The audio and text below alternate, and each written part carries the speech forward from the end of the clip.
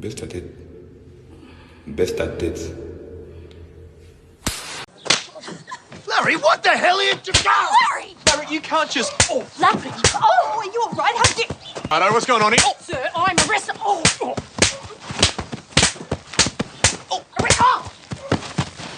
Oh, les amis, mais quel magnifique week-end. Non, la semaine en elle-même, elle est juste parfaite, une semaine parfaite. On chicote le Bayern de Munich. On a commencé avec Séville, on a chicoté Séville, on a chicoté le Bayern, mais les voisins n'ont pas compris. Non, ils sont tellement arrogants, vantards, ils se croient au-dessus de tout. Ils n'ont pas compris qu'on n'est pas là pour nous amuser, qu'on n'a pas d'amis, nous. On n'a pas d'amis. Bon sang, on les avait pourtant prévenus depuis le départ que nous, on fait mal.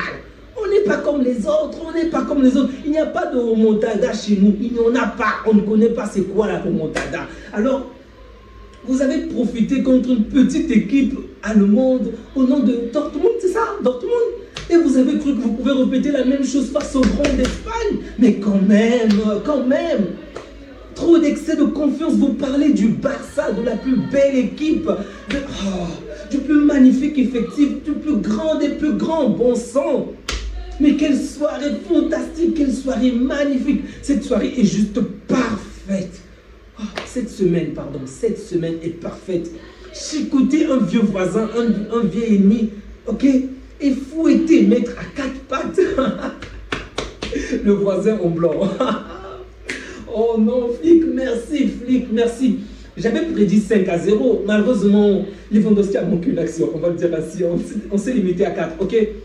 Vraiment, je croyais qu'aujourd'hui, Bellingham, Mbappé ou Vinicius devait être en mesure de marquer. Vraiment, je me disais que ce classico est tellement important avec l'événement qui va arriver demain, le lundi. Donc, il devait se donner à 1000%.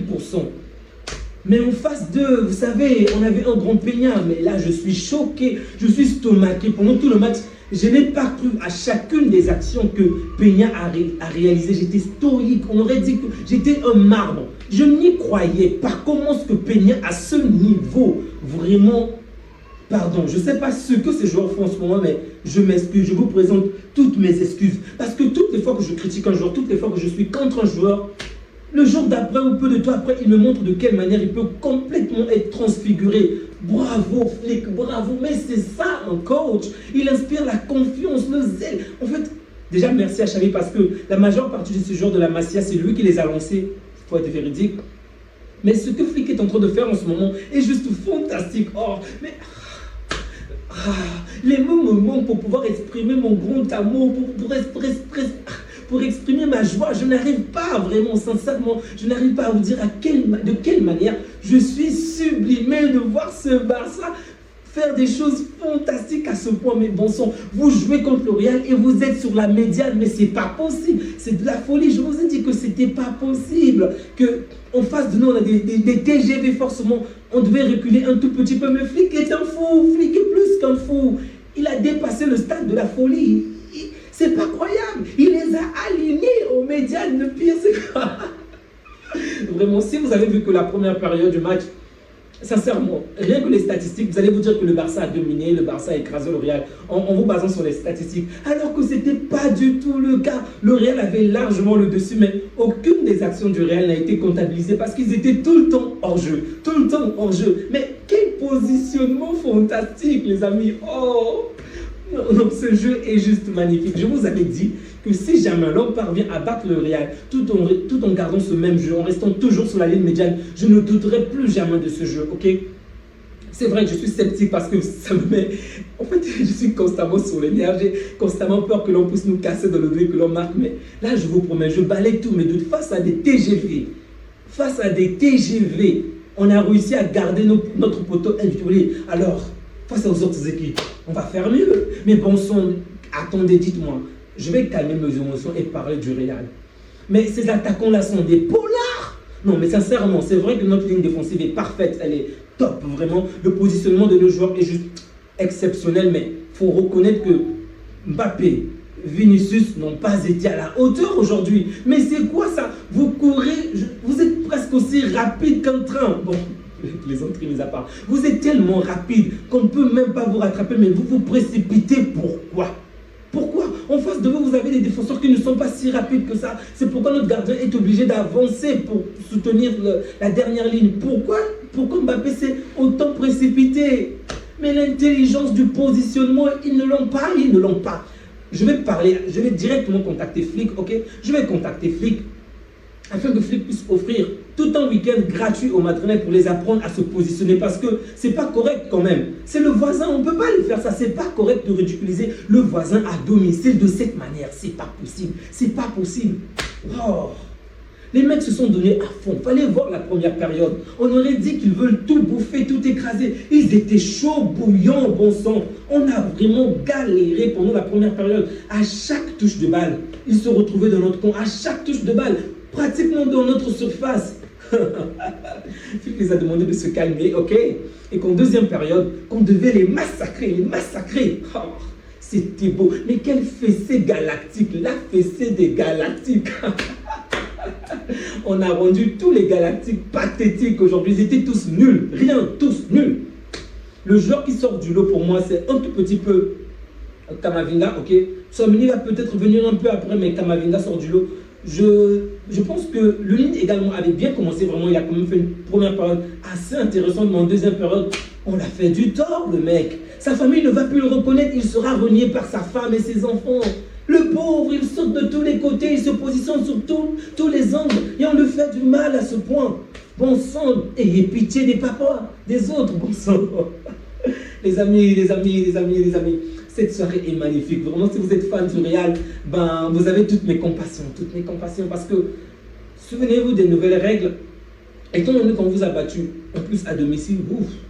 Donc même si l'on venait à commettre 2 fautes, donc le Barça venait à perdre 2 matchs et que le Real gagne ces matchs-là, on va se retrouver au même nombre de points. Et malgré qu'on aura le même nombre de points, le Barça sera toujours devant le Real. Il faudrait que le Real réussisse à battre le Barça avec un nombre de buts supérieur à celui que nous avons marqué pendant ce match. Donc par exemple 5 buts à 0. Alors là, le Real pourrait passer en cas de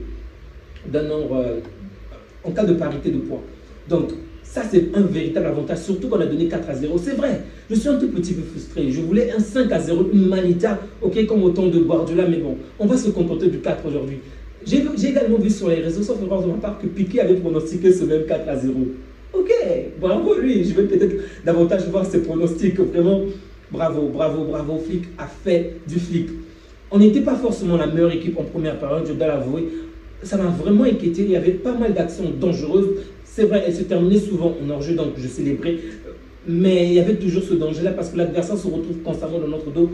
Et Mbappé vraiment a un problème de positionnement. Je ne sais pas s'il ne regarde pas les joueurs autour de lui, mais il faudrait vraiment qu'il travaille dessus. C'était devenu tellement clair à un moment où, c'est quoi, en deuxième période, en fait, il avait finalement compris qu'il était constamment hors jeu. Et du coup, même lorsqu'on lui fait la passe, il ne court même plus. Je vois Ancelotti commençait à encourager les joueurs. Allez, il parlait en espagnol, donc je ne sais pas trop ce qu'il disait, mais c'était de le sort d'encourager, parce qu'il s'était rendu compte que ces attaquants n'avaient plus la force d'avancer. Et là, on n'était qu'à 2 buts à 0. Sauf erreur de ma part, 2 buts à 0. Waouh! Mais, donc, ils se sont dit, parce que la première période se passait bien pour eux, que la deuxième période devait se passer également de la même manière. Mais non, c'est mal connaître Flick. On a accepté de souffrir parce qu'en première période, il y a eu quand même 2 ou 3 petites bonnes actions, ok? Je répète, ne vous basez pas sur les statistiques parce que les statistiques, vous allez voir, vont vraiment vous tromper. En première période, il y a eu 2 ou 3 petites bonnes actions. Donc, il y a eu 6 tirs, ok? 3 ou 4 ont été cadrés, ok? Mais dans l'ensemble, c'était pas... Il y a eu 2 ou 3 petites actions peut-être très dangereuses, mais le reste n'était pas vraiment... Les actions n'étaient pas vraiment dangereuses, ok? Il y avait de bonnes choses de la part de Firmine en avant, mais pas assez, ok? Et donc, en seconde période, je ne dis pas qu'il a été nul, non. Il a essayé de faire le match qu'il fallait par rapport à un adversaire qui a vraiment joué le bloc-ball. Ça aussi, il faut le dire. Le Real n'a pas pressé. C'est quand même bizarre. Ça, ce sont des petites équipes qui jouent de cette manière. Je ne dis pas que le Real est une petite équipe, mais en fait, ils ont vu nos matchs et il faut le dire, ils ont peut-être étudié parce que lorsque la plupart des équipes nous pressent, on se retrouve facilement de leur dos. Et donc, la tactique était de nous laisser avancer, ok, puisqu'on joue très haut.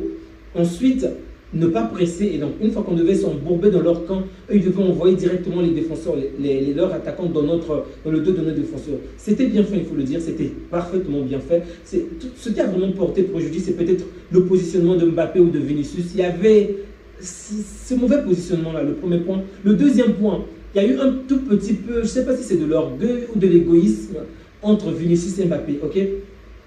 À un moment de la première période, je crois que ce sont les deux actions, les seules deux actions du match où ils ont pratiquement la possibilité de marquer, mais ils font du n'importe quoi.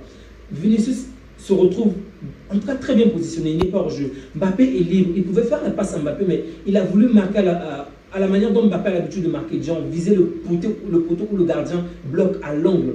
Malheureusement, c'était mal fait, il rate. Mbappé était libre et Mbappé pouvait largement marquer. C'était vraiment libre pour Mbappé. Mbappé également, à la même occasion, au lieu de libérer la passe à Vinicius ou Bellingham, lui également, il pourrait faire terminer l'action. Je pense que ces deux actions-là ont montré de quelle manière, en fait, il y a l'entente. On voit bien qu'il y a l'entente entre eux, mais il y a un tout petit peu trop d'ego. En fait, ils veulent tellement marquer, ils veulent tellement être la star de l'équipe et du coup, ça porte préjudice à cette équipe. De notre côté, par exemple, on sait que même lorsqu'il a mis en lumière, lorsqu'il a la balle, il fait le tout possible pour que quelqu'un d'autre marque. C'est vrai que de temps ça peut arriver qu'il veuille de lui-même marquer, mais généralement, il va vouloir faire marquer un autre.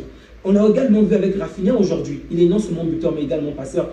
Il pouvait également tenter sa chance, mais il recherche constamment le partenaire. Et parfois, ça donne une nerf parce que tu te dis, marque mon frère, mais ils veulent constamment trouver le partenaire.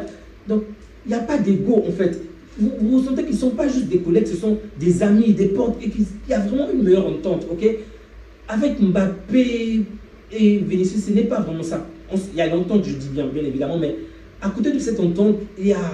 En fait, chacun d'eux veut en fait être la star de l'équipe, je le dis ainsi. Pour l'instant, c'est Vinicius, on est d'accord, mais chacun tire le trait de son côté, ok? Et je pense que ça les a quand même porté préjudice sur la première période. Sur la deuxième période, il y a un tout petit peu d'action, mais c'est là que j'ai trouvé vraiment Peña très bon. Déjà en première période, il était bon, mais en deuxième période, il a été très très bon. Vraiment, les nombres d'occasions qu'il a arrêtées, il nous a vraiment sauvés. Lewandowski sera certainement nommé homme du match parce qu'il marque le premier but, ce qui vraiment libère le Real, les pousse à aller de l'avant, les pousse à presser. Malheureusement pour eux, c'était prévu. On a marqué le deuxième but 2 minutes après. Ensuite, on va augmenter le score avec le troisième but, le quatrième but. Donc, Lewandowski est bien évidemment l'homme du match, mais d'un autre côté, sincèrement, si on enlevait les 2 buts de Lewandowski, si on avait gagné par exemple à 2-0 sans que Lewandowski marque, j'aurais dit que Peña aujourd'hui est l'homme du match parce que le match qu'il m'a sorti aujourd'hui est juste fantastique. Je suis bluffé, vraiment bluffé qu'il fasse autant d'arrêts. Je ne sais pas si c'est les Madrilènes qui ont été tellement nuls à tirer ou c'est lui qui était très fort. Bon, je dirais les deux, ok? Il a été très fort et eux également, ils ont manqué de réalisme. Sincèrement, j'ai cru voir Dembélé avec le maillot du Real. Pique à mes amis du Paris. Vraiment, ils n'ont pas été à la hauteur devant les cages de notre gardien et donc, on s'est imposé. Vraiment, ça me fait tellement plaisir. Tellement plaisir. En fait, vous le méritez tellement bien, tellement bien. Cette équipe le mérite. Ok? Parce que je le dis parce que le Real a gagné pas mal de matchs où vous sentez que c'est vrai qu'on est habitué que le Real fasse des remontadas, mais il y a des moments qu'il faut les ramener un peu à la réalité pour les faire comprendre que faites également un bon jeu. Ok? Faites également. Aujourd'hui, oui, ce qui est bizarre, c'est que aujourd'hui, j'aurais dit qu'il méritait, par rapport à la première période, j'aurais dit que le Real méritait même plus la victoire que nous. Ok? Ils se sont vraiment donnés à fond, mais le jeu du flic a marché. On n'est pas Dortmund, arrêtez ça. Ça ne marche pas avec toutes les équipes, ces remontadas-là. Faites les remontadas avec les petites équipes, ok? Nous, on est le Barça. Nous, on est le Barça. Nous, on est le Barça. Bon sang. Les amis, la soirée est merveilleusement bien. J'aimerais parler de chaque joueur particulièrement, mais ça risque d'être tellement long parce qu'ils ont tous été bons, ok? Je pense que Fermin a peut-être été un tout petit peu moins bon que les autres, mais ils ont tous été à la hauteur de ce rendez-vous. Vraiment bravo à eux. Mais Olmo, tu me donnes des mots de tête. Olmo, vraiment, tu me donnes des mots de tête. Tu rentres et tu bouleverses le jeu comme ça déjà. Frenkie de Jong, mon joueur préféré, bien évidemment, c'est pas pour rien qu'il est mon chouchou. Il rentre, il bouleverse tout. En fait, il y a le match avant Frenkie et après Frenkie de Jong. Il rentre. En fait, il est même bon. Il ne vient pas soutenir les attaquants, ok? Il est venu jouer la case défensive. Non seulement cela, il a préparé le milieu. Il s'est mis à classer les choses telles qu'il le fallait. Vraiment, telles qu'il le fallait. Et on a vu de quelle manière ils se sont sentis un peu apaisés parce que Frenkie est revenu défendre. Pedri d'ailleurs en avant. Et le jeu était plus offensif, plus beau. C'était magnifique, magnifique. De l'autre côté, je dois également dire que Ancelotti est également fautif sur ce match parce que, ses remplacements sont tardifs. Ton équipe a certes on va dire une certaine domination, ok, parvient à faire de bonnes choses malgré un nombre élevé d'hors-jeu, parce rien qu'en première période, le Real finit avec 8 hors-jeu, ok. La totalité du match, je crois qu'ils ont 10 corners, nous en avons 2. Donc, tu te rends compte que tes joueurs n'arrivent pas à bien se positionner. Vasquez fait de bonnes passes, il faut le dire. Camavinga fait de bonnes passes. Les passes sont quand même assez bonnes. Valverde, on lance de bonnes passes en avant. Mais le positionnement de tes joueurs le positionnement n'est pas bon. Sans ces joueurs-là, sur le banc de touche, tu as Arda Güler, tu as Hendrik. Je suis content qu'on ait gagné. Mais là, je parle vraiment du Real, des erreurs tactiques. Moi, je juge de la part d'Ancelotti. Je ne sais pas, je peux comprendre que Mbappé a un certain statut et on ne veut pas le sortir, ou même Vinicius, mais il y a des moments qu'il faut vraiment le sortir. Il faut vraiment les sortir et laisser peut-être la place à ces jeunes joueurs-là qui vont peut-être mieux se positionner parce qu'ils ne sont peut-être pas aussi vifs que Mbappé et Vinicius, mais ils peuvent faire la différence avec leur âme. Parce que à quoi ça t'a servi aujourd'hui d'avoir la vitesse de Mbappé? À quoi ça t'a servi? Il s'est retrouvé constamment seul face à notre gardien, mais il était déjà hors jeu. Ça n'a servi à rien, vraiment à rien du tout. Les amis, on va s'arrêter là. Ok, la vidéo est déjà assez longue. Donc, toutes mes compassions aux voisins, soyez forts, ok? Attendez des petites équipes que vous allez chicoter par-ci, par-là, mais nous, on tape que des grands, d'accord? Un peu d'orgueil de temps en temps, d'accord? Donc, les amis, je vous souhaite une agréable soirée. Prenez bien soin de vous ainsi que des vôtres et que Dieu vous garde. N'oubliez surtout pas, vraiment si vous êtes catalan, si vous aimez cette chaîne, n'oubliez surtout pas de laisser un like, vraiment n'oubliez pas. Mais même de commenter, que vous puissiez être d'accord avec moi ou pas, laissez un like et commenter, ça fait énormément plaisir et ça me donne énormément d'envie de faire d'autres vidéos encore les amis. On se dit à bientôt, prenez soin de vous ainsi que des vôtres et que Dieu vous garde. Ciao.